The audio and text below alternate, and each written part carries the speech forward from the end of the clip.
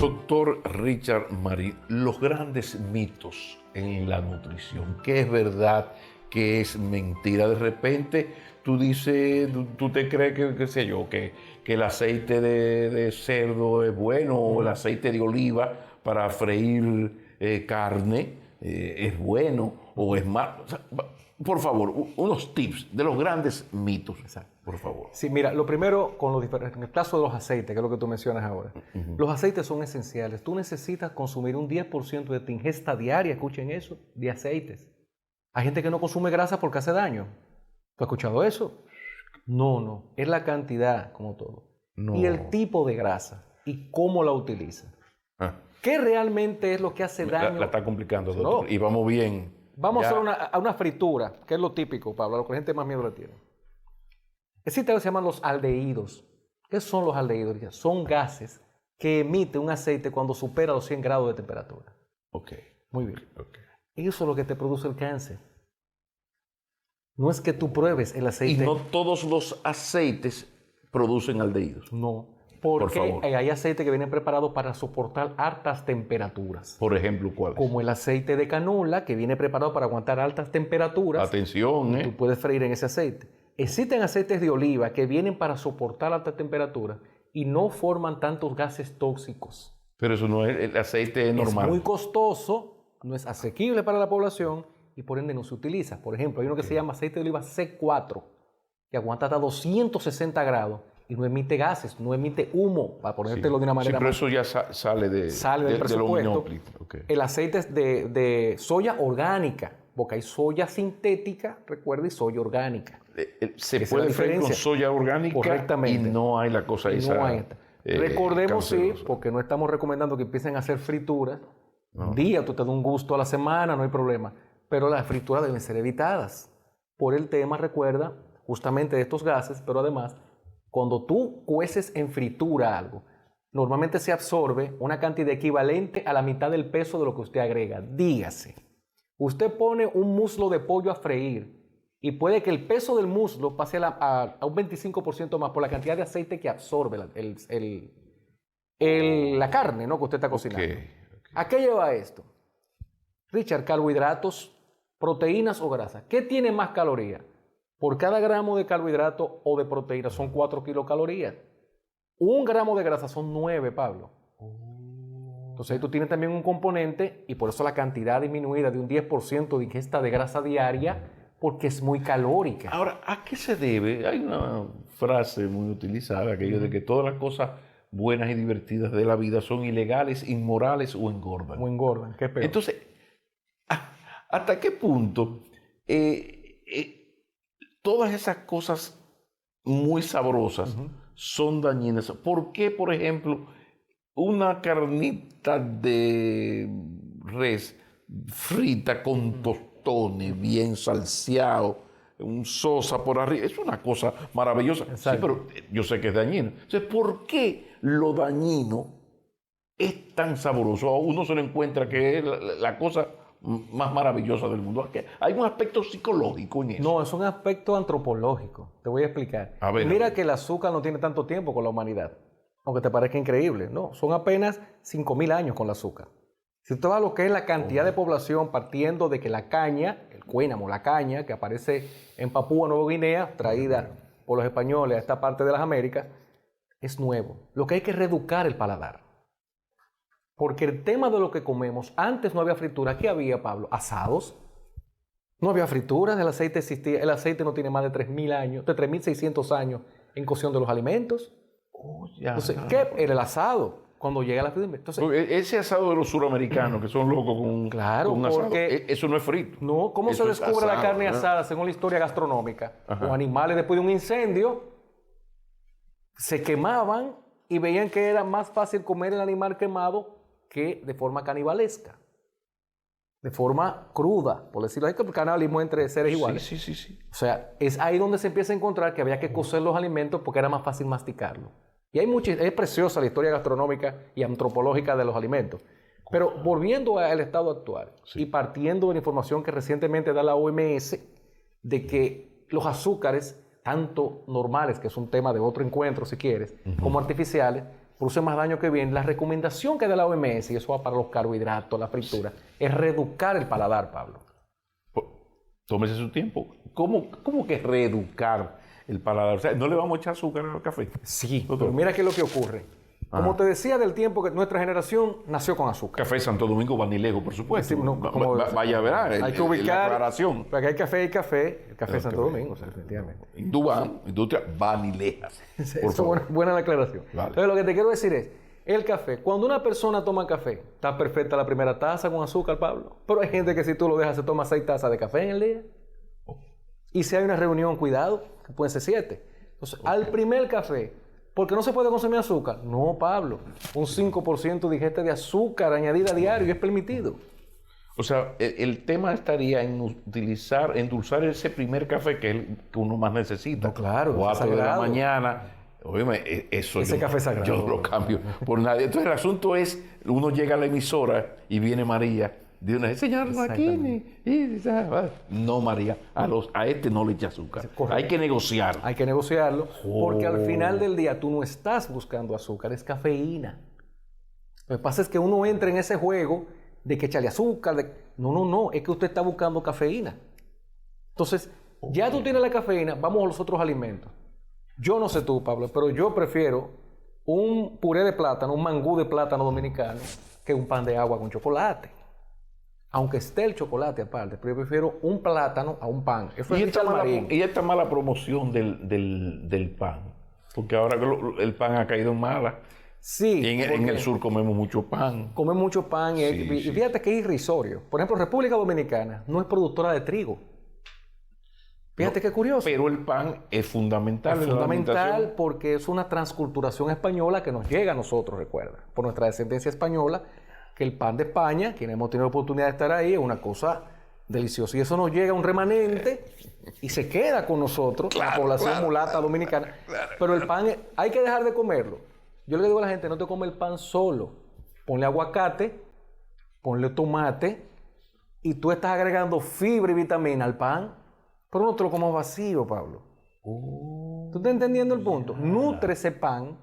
Y óyeme, un pan con aguacate yo te lo cambio por una carne, ¿eh? Sí, no, eso es. O sea, yo personalmente es una delicia. Y más ahora que estamos en época de aguacate. Entonces, fíjate que hay maneras, pero no podemos caer en el error de algo que tú mencionabas, que se puede comer de todo. No, espérate ahí. No, espérese usted, doctor, porque siempre se ha dicho, mi hijo se puede comer de todo, mi santa madre. Ajá. Lo importante es la moderación. Por ella decía, se puede comer de todo, que es la moderación. Ahora dice el doctor Richard Marín, que es una autoridad, que eso no es así. Tú me va a tener que explicar porque está entrando en contradicción con la vieja. Es un problema serio. No, es un problema genético prácticamente. Sí, por favor. Mira, el tema de la alimentación, la industria, cuando hablo de la industria, ¿a qué eso te refieres, Richard? La industria alimentaria. La industria alimentaria, después de la industria alimentaria viene la farmacéutica, recuerdan. Han hecho muchos cambios, Pablo. Hay que admitir que la industria del alimento, la farmacéutica, han tratado de ser cada vez menos agresivos hacia lo que ofrecen. Porque la crítica y la población le han caído encima. Claro. Pero, señores, en ningún renglón del que se puede comer de todo caben los ultraprocesados. Lo ideal es los ultraprocesados, por ejemplo, una galleta con muchísimos preservantes. Eso es la bollería, por ejemplo. Bollería, por ejemplo, los bollitos, las croquetas, esas envolturas, las bolsas, por ejemplo, de comida que se le vende a los niños, por ejemplo. Ese tipo de comida. Pero doctor, espérese, porque esa es la picadera. Esa es la picadera. O sea, quipe, frito. Digo, hay problema. Hay quipe, recuerda, porque hay quipe que con la preparación que con trigo número 1, con carne de verdad dentro. No de ese que estamos hablando, es del kipe. Es del otro. El kipe que nos llevan los periodistas en la rueda de prensa. Eso es un veneno. Entonces, ese kipe específicamente, tú lo puedes tener, comértelo un día, pero eso no puso una comida de siempre. El problema es cuando te dicen con moderación o te dicen se puede comer de todo, es que en ese de todo tú no estás planeando comer nada sano. Ahora, aparte de lo sano, agrega esto, mira cómo cambia la cosa. O sea, tú comes sano, porque hay gente que vive en modo tóxico. Hacerse daño. Entonces, ¿cuál es la propuesta? Yo como bien 5 días a la semana. Es verdad, Pablo, que el sábado tú te puedes comer la fritura con la carnita y los tostones que tú mencionabas. Pero tú comiste sano 5 días a la semana. Ajá, o sea, por ejemplo, está bien.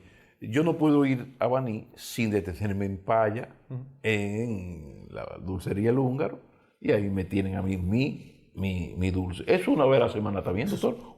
A veces yo no puedo ir el sábado, pero eso usted me lo permite. Bueno, estamos partiendo de que usted ha cuidado toda la semana. Exacto. Ese es lo que no se dice en esa recomendación. Aquel que se cuida puede probar lo que le gusta. ¿No? Pero usted el lunes al sábado se tiró de postre una naranja. Una naranja. Entonces el sábado le sale coco tierno, dulce de leche. Tierno, le sale un par de mangos, que estamos en época de mango también. Le sale todo eso el sábado. Doctor, lo escuché en el programa de Cristian Jiménez a diario decir algo que no me gustó. Como que no está bien comerse 6, 8, 10 mangos vanilejos de una sentada, que eso es mucho. Usted lo dijo en serio, porque un vanilejo usted no le puede decir que se coma un mango, 2 ni 3 mangos vanilejos. Yo nunca diría eso en una entrevista en Baní. Lo que te quiero decir es que, por ejemplo, cuando éramos niños, Pablo, que una época nos tocó que éramos muy delgados todos, contrario a lo que pasa ahora, ¿recuerda? Sí. Eso era una delicia. El problema es que tenemos un infantilismo de las cantidades, arrastramos eso a la época, hermano, un mango, máximo 2 mangos, y eso es su postre. O sea, aquella docena de mangos. No, por Dios. En una semibatea, con agua a fondo del patio, descalzo. Un cuchillo pequeño. No, cuchillo. Sin cuchillo, no. No. Además se come, en el caso del mejor mango del mundo, que es el mango rosita vanilejo, se come con todo y naranja. Una cosa, bocato di cardenal. Exacto. Pero resulta que ya eso es parte de la infancia. Eso queda en la infancia. ¿Es 1 o 2, doctor? Claro, porque recuerda, yo fui uno, no sé si te tocó en el campo, estando de vacaciones en un campo del norte, así mismo, que me decían, no hay desayuno, vaya a comer mango. Y el desayuno era mango. Pero eso era lo más normal, ¿tú me entiendes? Y eso quedó en esa etapa, que fue incluso motivo de llegar a un peso saludable. Claro. Pero ya en la adultez no.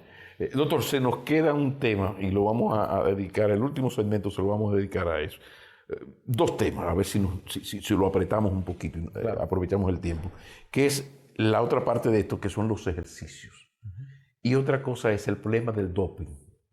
¿Por qué está tan de moda? Cada vez más atletas dominicanos caen en esto, en la trampa del antidoping, aun siendo advertidos. Entonces hablemos de antidoping, y yo sé que usted es oficial internacional certificado de la Asociación Mundial de este tema, y por supuesto el tema de los ejercicios. ¿Qué tan importante es esto de los ejercicios? Después de la pausa estamos conversando con el doctor Richard Marín. Ya regresamos. Doctor, esto del antidoping o del doping de los atletas, ¿cuál es la situación? Y le pongo ahí el cocorícamo de que uno nota que tantos atletas dominicanos dan positivo. Yo creo incluso que tenemos el liderazgo en las grandes ligas. ¿Por qué? ¿A qué se debe? ¿Qué es esto? El primer componente de eso es un tema que no se trató a tiempo, Pablo. El doping no es más que cuando un atleta usa sustancias prohibidas para rendir más que sus compañeros. ¿Qué pasa con esto? Que también la población de atletas ha crecido. Es más notorio y ahora hay más acceso a la información. Eso siempre era un secreto a voces entre los jugadores de béisbol, los entrenadores, los coaches, pero no salía a la luz. De hecho, cuando explotaba un doping positivo, era en los Estados Unidos en Grandes Ligas.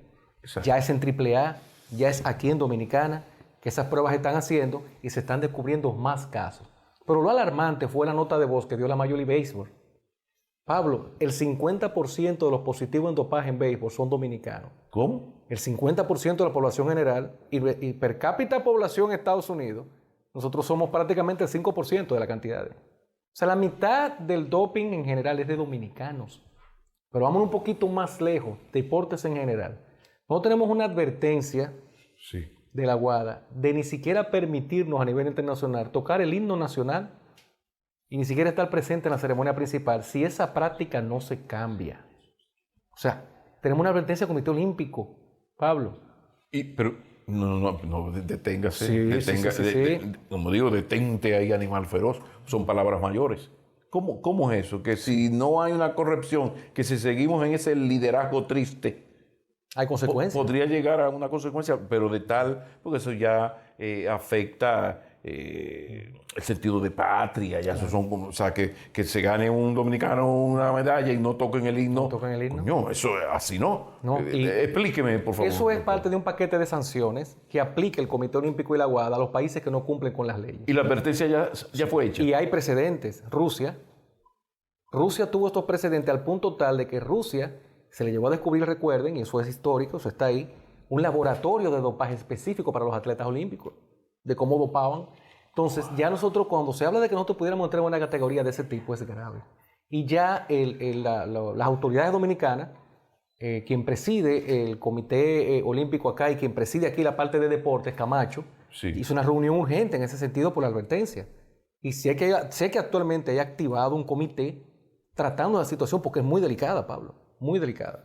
¿Y qué se puede hacer? Porque hay un problema, por ejemplo, con los jóvenes que los van preparando para grandes ligas. Esto de los scouts. Está el tema de la pobreza, una familia muy pobre que su hijo es la esperanza que ellos tienen de salir de la pobreza. Entonces aparece el azaroso, que es el que está llevando al muchacho y le dice, no, es que yo necesito que eche más músculo. Así y con esto es que va. O sea, ¿qué se puede hacer? Porque es una situación difícil. Muy difícil la educación, Pablo. Mira qué pasa. Se está apostando a educar a las familias, educar a los jóvenes en los centros. Pero también hay una parte que tú has dicho que lamentablemente es así.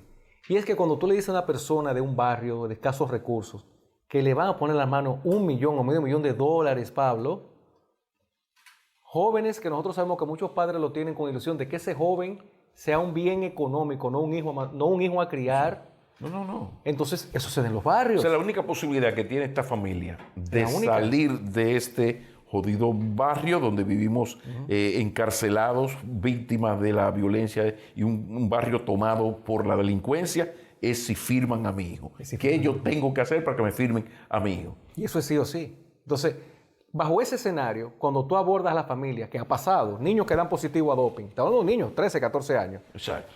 El primero que oculta al entrenador que lo hizo es la familia del niño.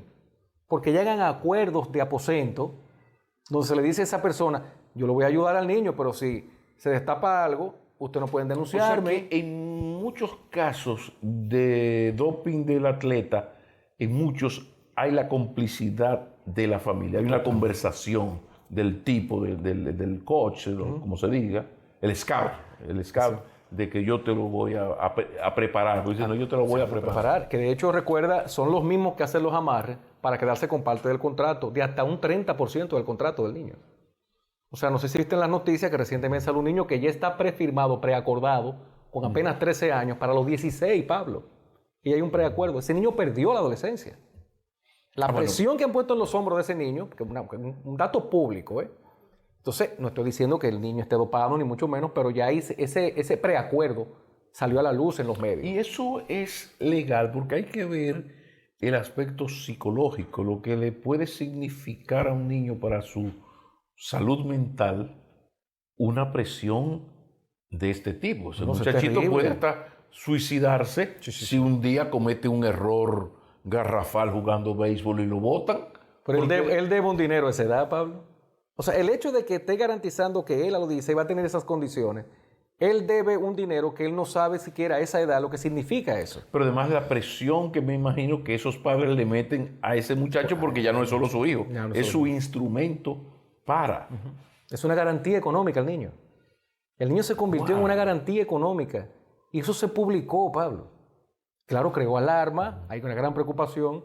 Sé que se han acercado a la familia, pero cuando se comete llegar al burdo de publicarlo es grave. Y la institución de la que tú formas parte y eres oficial certificado, ¿qué está haciendo? Además de esa advertencia, ¿se está haciendo algún tipo de trabajo con las autoridades? Totalmente. Que cada muchacho que esté en esto se busca a los padres. Si el muchacho es menor, que todos son menores. Todos son menores. En esto de la firma, 18 años un viejito. O sea, son muchachos de 12, 13, 14, 15. Así es. Entonces, ha habido ese acercamiento para explicarle que incluso le están dañando la carrera, porque también tarde o temprano lo van a atrapar. Mira, así como hay instituciones que cuentan con psicólogos, que las hay, con nutricionistas, con profesores, gente que está educando, es que no son todas las instituciones, Pablo.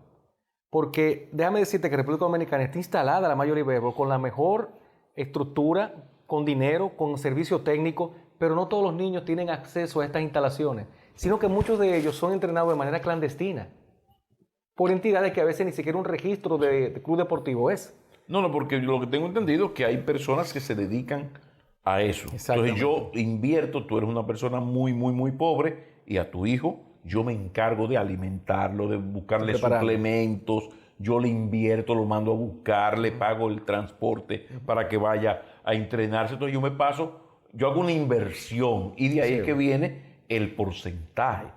Pero en medio de esto, y posiblemente estos son, si no la mayoría, un porcentaje importante, ahí debería entrar la mano del Estado para decir, bueno, concienciar a ese padre, pero también al scout. Ven, vamos a sentarnos aquí, ven acá. Pero eso se da, recuerda, Pablo, cuando el scout lleva el niño que entiende, está ya preparado a las academias. O sea, ese trabajo, ¿quién lo supervisó? No hubo una supervisión, él lleva un producto para él terminado. Entonces, recuerda que el dopaje, por un tema de coste, no se le hace a todos los atletas, al azar. Entonces, por eso muchos se cuelan y llegan incluso hasta las grandes ligas sin que sean detectados. Y son detectados en la práctica durante grandes ligas, que sí tienen un control más progresivo de eso, más estricto.